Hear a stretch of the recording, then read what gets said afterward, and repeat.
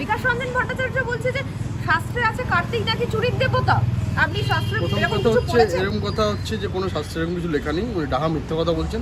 গরুখোর বিকাশ রঞ্জন, উনি এর আগে গরু খেয়েছিলেন সবার সামনে, খেয়ে সনাতনী হিন্দুদের অপমান করেছিলেন, যেটা উনি সবসময় করে আসেন। দেখুন, আজকে যে আমরা যে মা দুর্গার পুজো করি, সেসব মা দুর্গার পুজো প্রচুর বড় বড় কমিউনিটি নেতারাও গিয়ে অঞ্জলি টঞ্জলি দেয়, আমরা দেখেছি সেসব ছবি টবি। তো তাদের কি সেখানেও তো কার্তিক মহারাজ থাকেন। তো সুতরাং এই সমস্ত কথাবার্তা হচ্ছে শুধুমাত্র না জানা, শুধু না জানতেই পারেন, তার জন্য প্রচুর বই আছে, প্রচুর শাস্ত্র আছে, প্রচুর পুরাণ আছে, উনি পড়াশুনো করতে পারেন, কিন্তু সেটা উনি করবেন না। উনি ইচ্ছে করে আপনার জামাতিদের সাহায্য করার জন্য, জামাত যে আগ্রাসন চলছে সেটাকে আরও মান্যতা দেওয়ার জন্য উনি আরও মহান এক কবির সাথে দাঁড়িয়ে উনি কলকাতার রাস্তায় যেভাবে গরু খেয়েছেন, সেইভাবে আমাদের দেব দেবীকে, দেবতাদের অপমান করেছেন। তার জন্য ওনাকে ধিক্কার জানাই।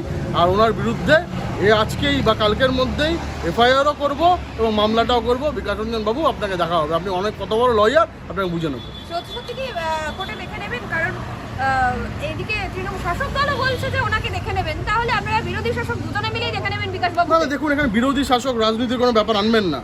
প্রত্যেক জায়গায় তৃণমূল, বিজেপি, সিপিএম সব জায়গায় প্রচুর সনাতনী হিন্দুরা আছে। তাদের ভাবাবেগকে যারা আঘাত করবে তাদের বিরুদ্ধে আমাদের একমত হতে হবে। সেটাতে কোনো তৃণমূল বিজেপির কোনো ব্যাপার নেই। সেটা যারা এরকম বদমাইশি করবে, সেই বদমাইশিটা আমরা গণতান্ত্রিক পদ্ধতিতে আমরা সেটা দেবো। যে সকাল থেকে কিন্তু কাল থেকে যারা এসএসসি চাকরি প্রার্থী তারা প্রতীকী অনশনে ছিলেন এবং আজকে মামলার যে ডেট ছিল শুনানি, সেই ডেট পিছিয়ে গেল। কুণাল ঘোষ পাল্টা মন্তব্য করছেন যে মমতা বন্দ্যোপাধ্যায় চাইছেন যে সকলেই চাকরি থাকুক। তাও এখনও অব্দি দেখছি আমরা কিন্তু এসএসসি চাকরি প্রার্থীরা কিন্তু দিনের পর দিন রাস্তায় রয়েছে। সকালের বলতে উনি কাকে বোঝাচ্ছেন? যাদের থেকে টাকা নিয়ে মমতা ব্যানার্জি চাকরি দিয়েছিলেন, যার জন্য উনি অনৈতিকভাবে ক্যাবিনেটে পাস করিয়ে, এর জন্য ববি হাকিম বলেছিল যে সব ডিসিশন শুধু পার্থচার্যের একার না, পুরো ক্যাবিনেটে পাস করিয়ে ওনারা এই সুপার নিউমেরিক পোস্ট ক্রিয়েট করেছিলেন, তাদের চাকরির কথা বলছেন। আসলে দেখুন, যোগ্য অযোগ্যকে এরা ইচ্ছে করে গুলিয়ে দিয়েছেন। তার কারণ হচ্ছে এরা প্রচুর টাকা নিয়েছেন। কোনো এমএলএ থেকে, মন্ত্রী থেকে শুরু করে ছোট বড় সব নেতা টাকা নিয়েছেন, টাকা নিয়ে চাকরি দিয়েছেন। তো সেই আপনারা ভাবুন যে তারা যারা এই অযোগ্য, যারা শূন্য পেয়েছে খাতাতে, তারা যদি চাকরি পায়, চাকরি পেয়ে আমাদের প্রজন্মকে তারা পড়াশুনো করায়, তাহলে ভাবো যে আজকে আমাদের কি অবস্থা হবে। তো সুতরাং আজকে আমাদের ভবিষ্যৎটা কোথায় হবে? তো সুতরাং এদের পাগলের প্রলাপ। আমার মনে হয় সুপ্রিম কোর্ট ঠিক বিচার করবেন এবং যারা যোগ্য তারা সঠিক বিচার পাবে। এবং মুখ্যমন্ত্রী মমতা বন্দ্যোপাধ্যায় যেটা বলছেন যে উড়িষ্যা, বিজেপি শাসিত উড়িষ্যা থেকে নাকি ইচ্ছা করে বাঘ পাঠানো হচ্ছে। আপনারা বাঘ পাঠাচ্ছেন পশ্চিমবঙ্গে? দেখুন, এখানে প্রচুর বাঘ আছে। ভারতীয় জনতা পার্টির প্রত্যেক কার্যকর্তা একটা করে বাঘ। তার মুখ্যমন্ত্রীর প্রলাপ বকেন, উল্টোপাল্টা কথা বলেন, কখনো 1500 কোটির বাচ্চা বলেন, কখনো জহরবাবু এইসব বলেন, কখনো রবীন্দ্রনাথ 47 সালে জুস খাইয়ে দিয়েছিল, এসব কথা বলেন। তো মুখ্যমন্ত্রী এসব কথা, দেখুন, বাংলা মানুষ অত পাত্তা দেয় না। মুখ্যমন্ত্রীর আবল তাবল কথাবার্তার জন্য উনি খুব ফেমাস। তো উনি মিম হতে পারে, কিন্তু বাংলা মানুষের জীবন যাপনে কোনো তার মাইনে রাখে না। গঙ্গাসাগরে উনি গেছিলেন গতকাল, তারপর একাধিক মন্তব্য করছেন। মুড়ি গঙ্গার ওপর যে ব্রিজ তৈরি করার কথা ছিল, সেই টাকা কেন্দ্রীয় সরকার দেয়নি, কার্যত রাজ্য তৈরি করছে সেই ব্রিজ। আপনারা গঙ্গাসাগরকে কার্যত অবহেলিত করে রেখেছেন। গঙ্গাসাগরের জন্য একটা বিজেপি এসে ছবি তুলেছিলেন, বড় বড় করে ছবি তোলা হয়েছিল। নীতিন গাডকারি এসে 10,000 কোটি টাকার প্রকল্প ঘোষণা করে সাইন করা হয়েছিল, যেখানে গঙ্গাসাগরে গভীর বন্দর হবে। যদি ওটা হতো তাহলে আজকে পুরো সাউথ 24 পরগনার চেহারা পাল্টে যেত। উনি করতে দেননি, আর করতে না দিয়ে রাজনীতি করে গেছেন। এটা ওনার স্বভাব। উনি বলছেন যে এখন তো নিজে বলছেন যে রাজ্য সরকার করছে। ওখানে উনিই বলেছেন যে সে 25% টাকা, যেই টাকা পুণ্যার্থীরা দেন, সেই পুণ্যার্থীরা 25% টাকা দেবেন। সবার সাহায্যের কল্পেই সেই প্রকল্প হবে। কংগ্রেস বলছে যে প্রদীপ ভট্টাচার্য কার্যত বলছে যে মমতা বন্দ্যোপাধ্যায়ের কিছু তাড়িয়ে দেওয়া হয়েছে কংগ্রেস থেকে, সেটা আক্ষেপের সুর শোনা যাচ্ছে। উনি এখন আবার নতুন আরেকটা রাজ্যসভা পাওয়ার জন্য নিজের জায়গা প্রশস্ত করছে তৃণমূল কংগ্রেসে। কিন্তু অধীর রঞ্জন চৌধুরী উল্টো কথা বলছেন যে কংগ্রেসকে শেষ করার জন্য নাকি মমতা বন্দ্যোপাধ্যায় দায়ী। আপনি কি একমত হবেন? অধীরবাবু কী বলেছেন না বলেছেন কংগ্রেসের অভ্যন্তরীণ ব্যাপার, তো সেটা তো সর্বজন বিদিত।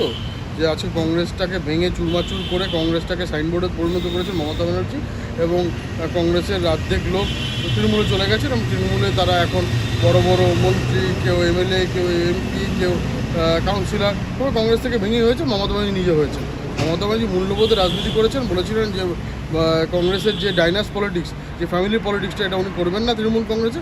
কিন্তু আমরা দেখছি যে তৃণমূল কংগ্রেস সর্বজন বিদিত, সবাই জানে যে কীভাবে আজকে উনি তৃণমূল কংগ্রেসটা 30B হরিশ চ্যাটার্জি রোড যেখানে রেজিস্টার, সেটা ওনার বাড়ি, উনি, ওনার ভাইপো, ওনার পুত্র, ওনার যে ভাইয়ের বউ, তার সবাই মিলে এখন তৃণমূল কংগ্রেস হর্তাকর্তা বিধাতা। তারা নিজের ভাইরাও তৃণমূল কংগ্রেসে আছেন এবং বড় বড় পদে আছেন। তো সুতরাং উনি যা বলেছিলেন সেই মূল্যবোধের রাজনীতি, সেটা তৃণমূল কংগ্রেস আর নেই। আপনি ভাইপোর কথা বলেন, কার্যত অভিষেক বন্দ্যোপাধ্যায়ের কথা বলেন। ডায়মন্ড হারবারে যেখানে রেকর্ড ভোটে উনি জিতেছেন, সেখানে কিন্তু একবারে নতুন মডেল করা হচ্ছে। ডায়মন্ড হারবার যে মডেল, সেখানে চিকিৎসা পরিষেবার জন্য ক্যাম্প করা হয়েছে, তাতে সাধারণ মানুষ নাকি খুবই খুশি। আপনারা সেখানে তো একেবারে গোহারা হেরেছিলেন, কি বলবেন এই বিষয়ে? কি গোহারা হয়েছে না কাওয়া হয়েছে সেটা তো মানুষ দেখেছে, যে ওখানে আজকে ফলতা থেকে শুরু করে প্রচুর জায়গায় হিন্দুদের ভোট দিতে দেওয়া হয়নি।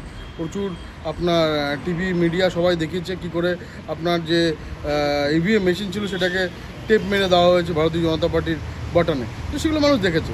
উনি আজকে মানুষের জন্য যদি সত্যি করতে চান কিছু, যদি ওখানে ডায়ালিসিস করার জন্য কুকুরের চিকিৎসা করার জন্য এই কয়েকদিন আগে ওনারই এক ডান হাত বা হাত যেসব লোকজনকে বলেন, তারা এই কয়েকদিন আগেই আপনার যখন এই অভয় আন্দোলন চলছিল তখনই আমরা দেখেছিলাম যে একটা কুকুরকে অ্যাম্বুলেন্স করে আবার হসপিটালে নিয়ে গেছিলেন, যেরকম পিজিতে নিয়ে গেছিলেন কুকুরের ডায়ালিসিসের জন্য।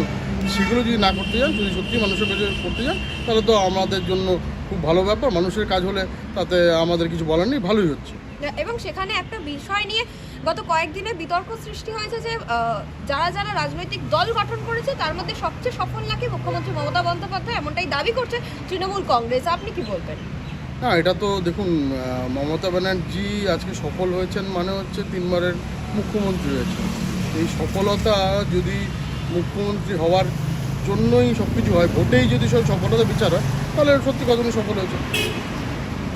নেতাজির সঙ্গে তুলনা করা হচ্ছে। তাছাড়া তৃণমূলের একাংশ বলছে যে বিদ্যাসাগর এবং রামমোহনের বাংলায় যতটা অবদান, মুখ্যমন্ত্রী মমতা বন্দ্যোপাধ্যায়ের ঠিক অবদান। হ্যাঁ, ঠিক। মুখ্যমন্ত্রী মমতা ব্যানার্জির অবদান হচ্ছে এই কাটমানির আমদানি মুখ্যমন্ত্রী মমতা ব্যানার্জি করেছেন। 1500 কেজি বাচ্চা তুমি একটু আগে বললাম, সেটাও মুখ্যমন্ত্রী করেছেন। মুখ্যমন্ত্রীর উল্টোপাল্টা মন্ত্র উচ্চারণ, সেটাও মুখ্যমন্ত্রী করেছেন। আজকে এখানে মুসলমান ভাইদের তোষণ করা, সেটাও মুখ্যমন্ত্রী করেছেন। এখানে ধর্মের বিভাজন করা, সেটাও মুখ্যমন্ত্রী করেছেন। এখানে বিসর্জন এবং মহরমের যাত্রা একসাথে হবে না, তা সেটাকে ভাগ করা, সেটাও মুখ্যমন্ত্রী করেছেন। সেটা ভাগের বাংলা, এবং আজকে আপনার শুধু এখানে কাটমানির বাংলা আর আপনার হচ্ছে ভাওতার বাংলা, এটা উনি পরিণত করেছেন। বাংলায় যে লক্ষ্মীর ভাণ্ডার রয়েছে সেটাকে অনুকরণ করে দিল্লিতে আপ সরকার বলছে যে 2100 টাকা দেবো, এবং সেখানে কংগ্রেস বলছে আমরা যদি সরকারে আসি তাহলে 2500 টাকা দেবো। কিন্তু বাংলা তো দিল্লিকে তাহলে পথ দেখাচ্ছে। হ্যাঁ, এটা ভুল একটা ন্যারেটিভ চলেছে। তার কারণ হচ্ছে প্রথম মহিলাদের কাছে টাকা সরকার পৌঁছে দেওয়ার প্রকল্প প্রথম শিবরাজ সিং চৌহান মধ্যপ্রদেশে করেছিলেন, লাডলি বেহনা। তো সেটা আজকে প্রচুর সরকার ফলো করেছে, এখানেও ফলো করেছে, দিল্লি সরকারও করেছে, যে যেরকমভাবে পারবে সেটা করবে। কিন্তু কথাটা হচ্ছে, আমার একটাই বক্তব্য, কেউ যেন ধার করে সেই টাকাটা খেয়ারাতি না দেওয়া হয়, ভোট কেনার জন্য না দেওয়া হয়। সত্যিকার প্রান্তিক মানুষের কাছে টাকা পৌঁছলে সেটা অর্থনীতিতে উন্নতি হয় এবং তাদেরও লাভ হয়। কিন্তু সেটা যদি ধার করে দেওয়া হয়, এটা আলটিমেটলি স্টেটের জন্য খারাপ, দেশের জন্য খারাপ, এবং যাকে দেওয়া হচ্ছে তারও সামনের ফিউচারের জন্য খারাপ।